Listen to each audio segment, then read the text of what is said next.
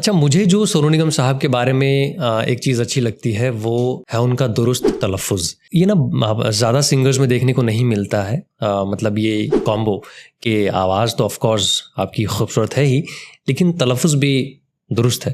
अब चूँकि मैं ख़ुद उर्दू ज़बान से ताल्लुक़ रखता हूँ तो ये थोड़ा-सा आसान हो जाता है पहचानना सही और गलत। अब जैसे वो गाना आया था अग्निपथ मूवी से, अभी मुझ में कहीं बाक़ी, अभी मुझ में कहीं बाकी थोड़ी सी है जिंदगी।